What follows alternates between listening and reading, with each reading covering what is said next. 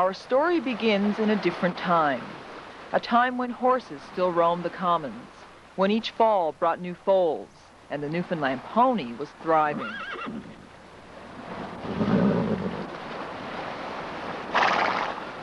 Once there were thousands. Now the breed is in its twilight, a victim of changing times and the passing of a way of life.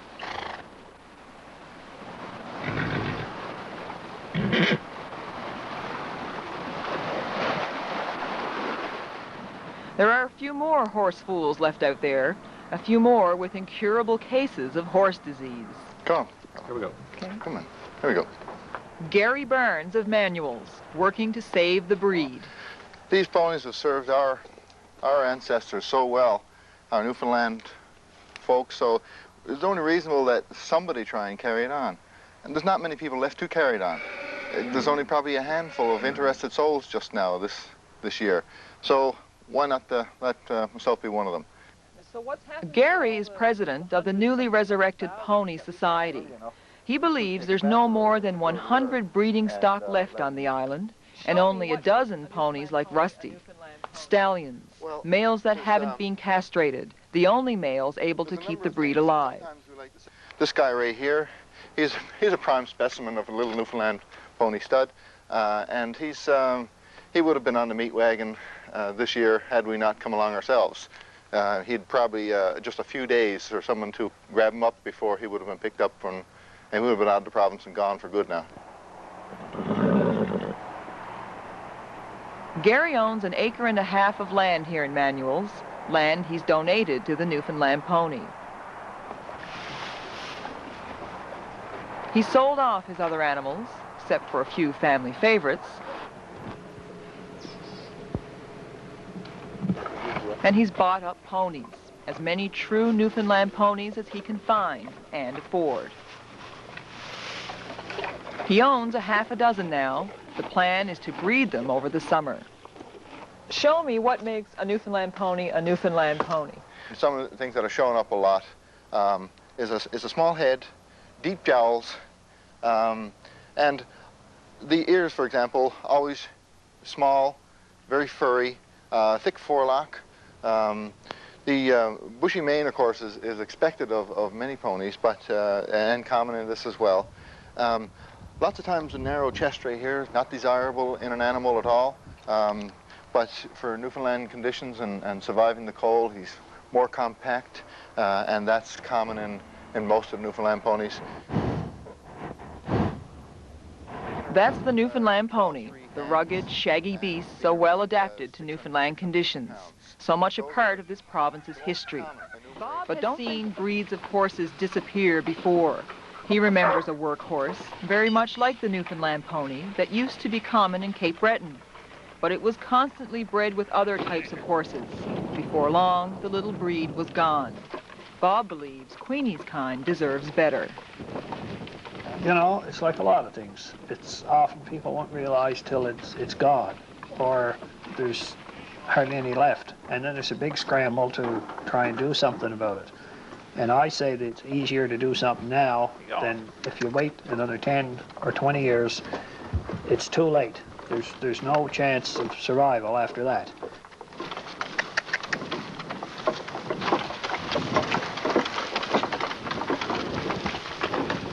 It's all wet out there.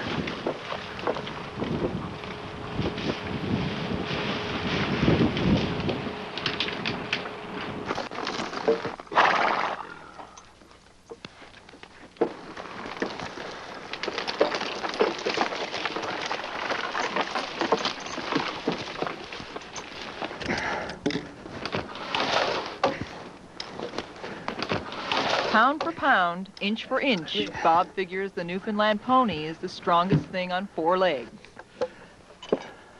And on a short run like this, just out average logs out of a wood lot, I'd say in about 2 or 3 hours, we can put 1,000 board feet of lumber out on the skids. Is that right? So that's the reason I'm still using the mare. Plus I like her. I guess that's got something to do with it, habit. Now back home, of course, they've been replaced in a lot of places, a lot of areas with snowmobiles and 3-wheelers and trikes and all the rest.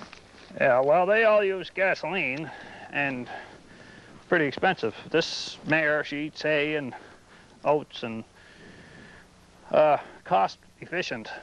These animals are much more cost efficient than a tractor or a three-wheeler or snowmobile or anything like that. But is it harder work? I don't think it's any harder. You still got to load the logs on by hand no matter what you're putting them on, if it's a sled or a wagon, and where you got to put them on the slide here. So I suppose it does, you know, it's all about the same amount of work. When you first got her, Bob, were you surprised at how well she could work, how much she could haul?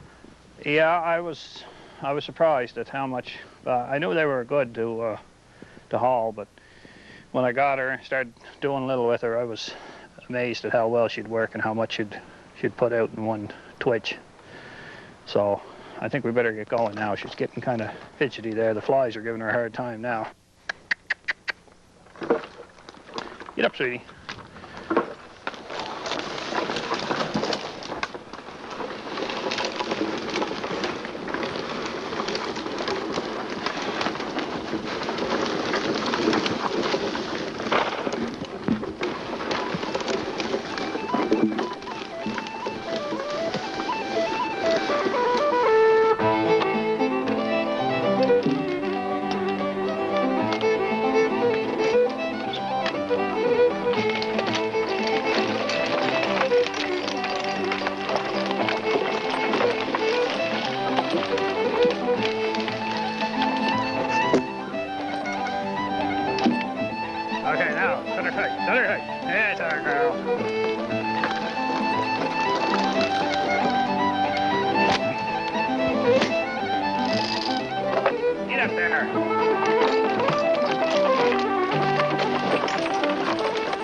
They say Newfoundland ponies have stamina.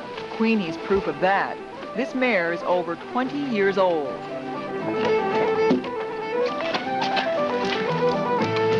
Could you work another breed of horse this hard at this age? Nope.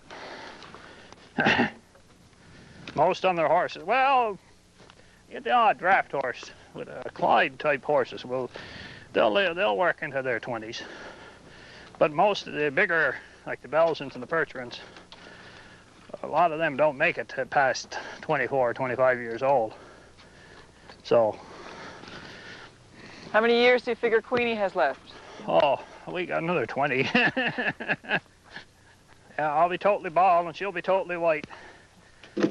And you'll still see us going down the road.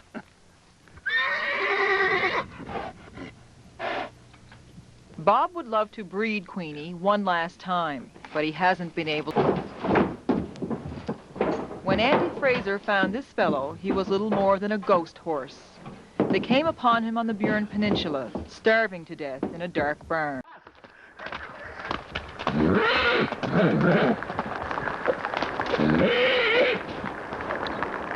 No, it seems this stallion's spreading days are over.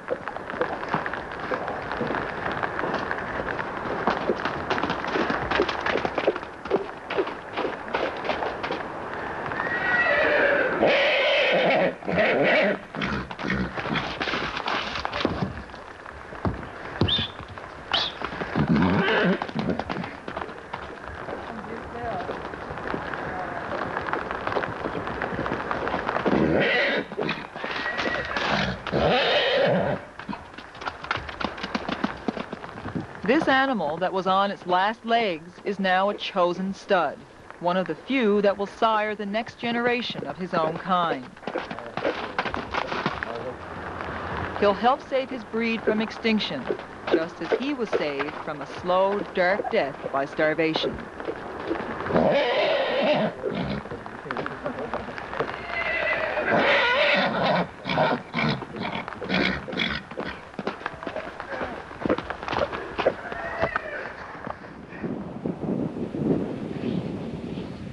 Gary Burns is carrying precious cargo, 2 Newfoundland pony mares from his farm in Manuels.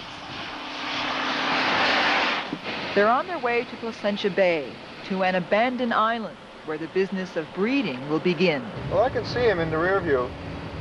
There's a window on the front of the trailer. They got their ears up. Both their heads are up. Just sort of checking it all out, looking around.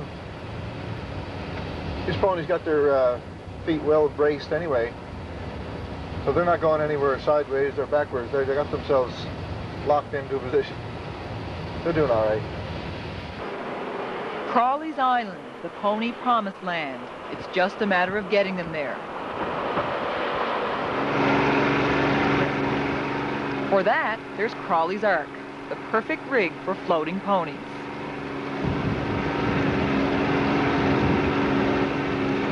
The ponies will be left to graze on the island all summer. Breeding will occur as a matter of course, naturally, as it did in the days when horses still roamed the common. Would that be okay? Just tell me you want to keep off an hour.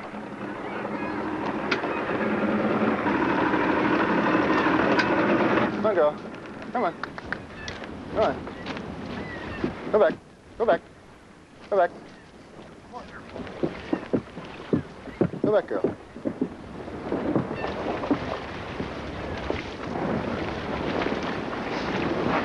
Got her? Okay, here. The first pony arrives no worse for the wear. Up, up. On the other side, the next gets her chance to test her sea legs.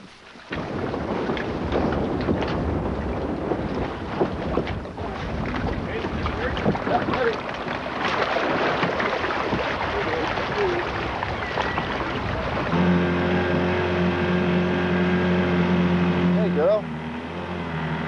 You've got us luck. And the stallions. The little herd on this abandoned island will be the basis of the new breed, or rather, the continuation of the old. I think we can salvage enough right now. But if we don't do it this summer, supposing we didn't do anything this summer, and we didn't do it again next summer, then it would definitely be too late.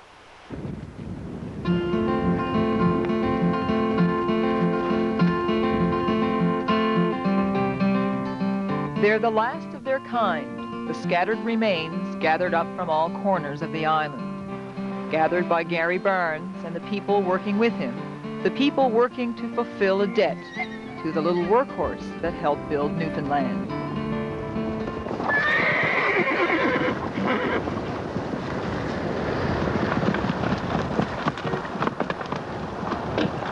Welcome back to Crawley's Island, Placentia Bay, where we last left the story of the Newfoundland pony.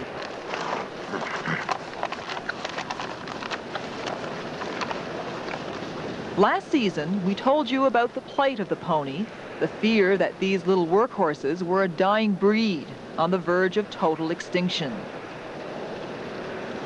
Hello everyone, I'm Pauline Thornhill. Last season, we also told you about the handful of people who set out to save the pony, to gather the few that were left and breed them on places like Crawley's Island. Well, tonight we have the results of that work, the story of the very first foals. The Crawley's Island experiment turned out to be a success. 4 of last year's mares came back pregnant.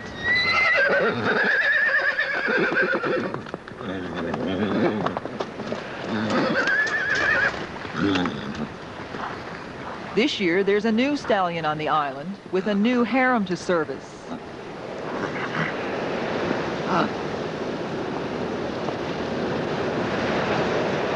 The job of a breeding stallion is not without risks. There are rules the stallion must live.